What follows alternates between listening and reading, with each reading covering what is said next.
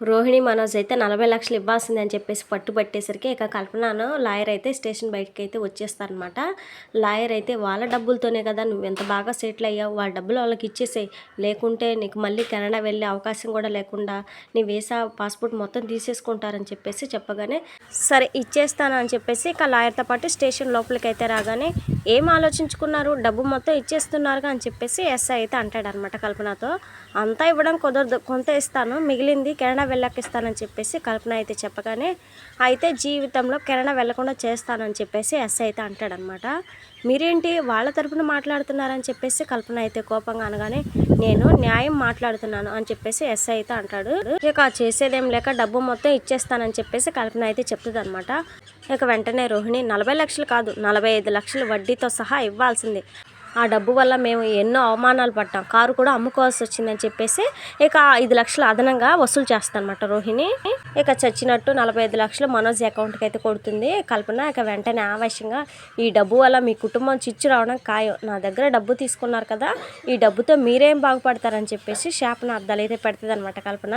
ఇక మనోజ్ అయితే జాలీగా మొహం పెట్టి ఏంటి కల్పన, మన ముద్దు ముచ్చట్లు అన్నీ మర్చిపోయి అలా ఎలా శాపం పెడతావు అని చెప్పేసి అనగానే ఇక వెంటనే రోహిణి అయితే కోపంగా హే ఇచ్చి అప్పు అని చెప్పేసి తిడుతుంది అనమాట మనోజ్ని. ఇక ఎస్ఐ అయితే ఒక పేపర్ తీసి దాని మీద మనోజ్ కల్పనలకు డబ్బు ఇచ్చినట్లు తీసుకున్నట్టు సంతకాలు అయితే చేయమంటాడు అనమాట.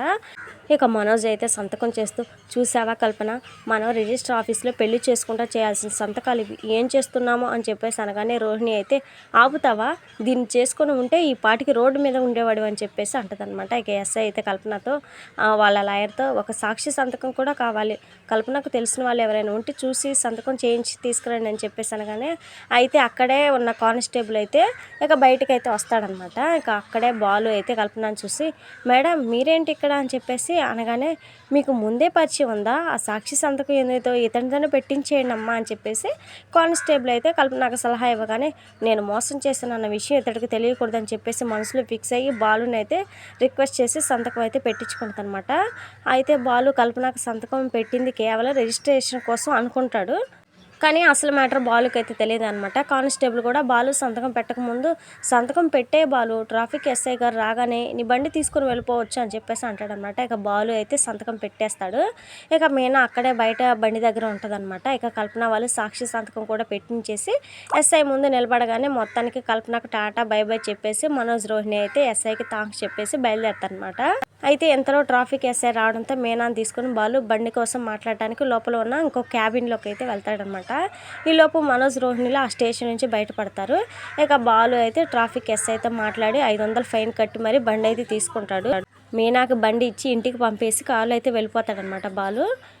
ఇక మనోజ్ రోహిణి అయితే ఇక డబ్బులు తీసుకొని కెనడా ఉద్యోగం అని ఇంతకుముందు మాట్లాడిన వాళ్ళ దగ్గరికి అయితే వెళ్ళి 14 లక్షలు కట్టేస్తాం, ఉద్యోగం ఇప్పించి అక్కడ పంపించండి అని చెప్పేసి అనగానే మీరు లేట్ చేసేసరికి ఆ ఉద్యోగం వేరే వాళ్ళకి ఇచ్చామని, వేరే వ్యక్తి 14 లక్షలు ఆల్రెడీ కట్టేసి కెనడా వెళ్ళిపోయాడు, ఇప్పుడు కెనడా వెళ్ళడం కష్టం సారీ అని చెప్పేసి చెప్పేస్తాడనమాట.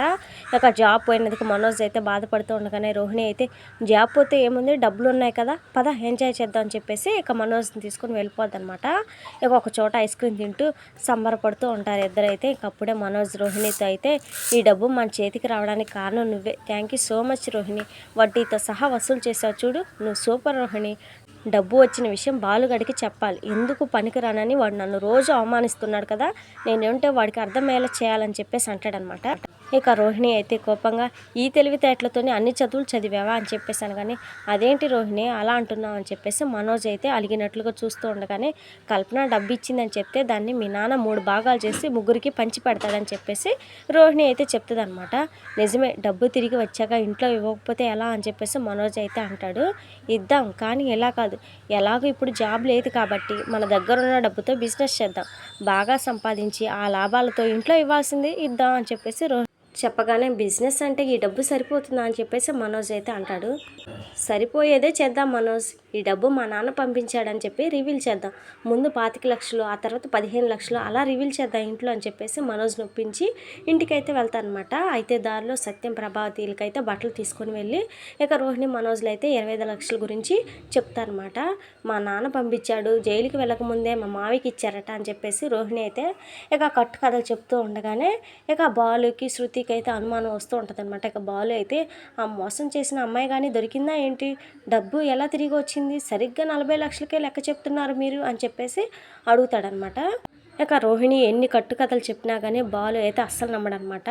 మీ నాన్న డబ్బులు పంపిస్తే నీ అకౌంట్కి పంపించాలి కానీ మా మనోజ్ గారి అకౌంట్లోకి ఎలా పంపించాడు మీ నాన్న అని చెప్పేసి బాలు అయితే అడిగేసరికి ఇక మనోజ్ రోహిణి అయితే ఒక్కసారిగా షాక్ అయిపోతారు. కానీ ప్రభావతి మాత్రం ఇదేది పట్టించుకోకుండా నాకు డబ్బు వచ్చింది నాకు అంతే చాలు అన్నట్టుగా ఇక అలా సంబరపడిపోతూ ఉంటుంది అనమాట. ఇది ఫ్రెండ్స్ మరి వాళ్ళ వీడియో.